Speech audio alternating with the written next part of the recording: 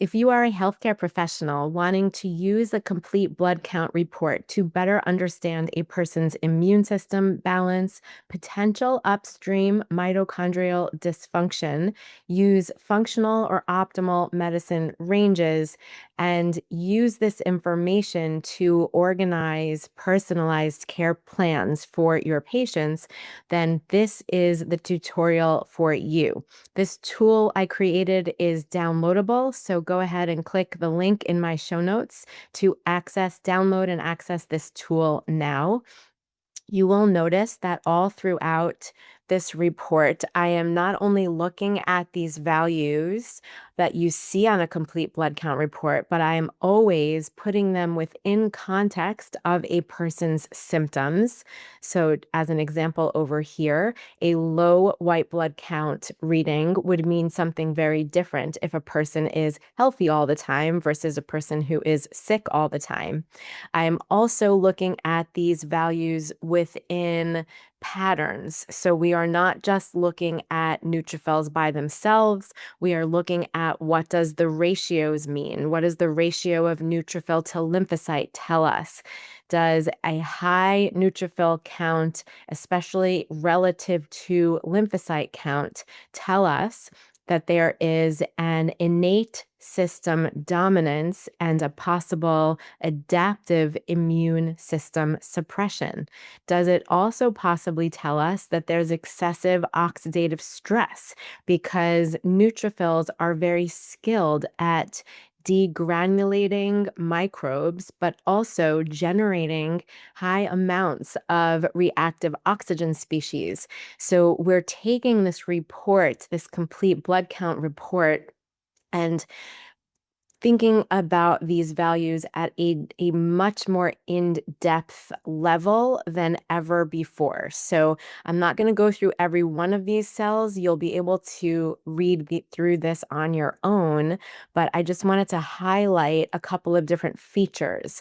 So here's where I focus on those ratios very carefully. As I mentioned before, high neutrophil to lymphocyte ratio can tell us something versus a low neutrophil to lymphocyte ratio. That might be more something like an infection, right? Because we've already passed over to our adaptive immune system response with those lymphocytes. And couldn't that mean that we've had an infection? Here again, lymphocyte to monocyte ratio. If we see that being low, could that mean that we've already suppressed our immune response quite a bit? And that might mean that we have increased production of myeloid-derived suppressor cells, which come about once an inflammatory process has been ongoing for a long time. The immune system wants to suppress the response by producing those myeloid-derived suppressor cells in the bone marrow rather than producing monocytes. So that's how the immune system thinks that it's bringing about resolution, but obviously that might be inappropriate if resolution is happening while a person has an underlying infection. So that is what this tool will help you to analyze.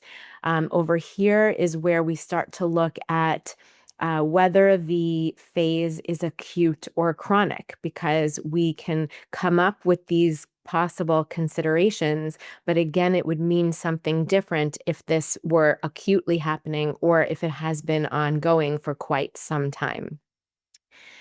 This over here will give you those upstream considerations once you have this information down. And then finally, this last page here is for you to take all of that information that you've already assessed from the first couple of pages and plan what to do next as you're creating your individualized plans for your patients.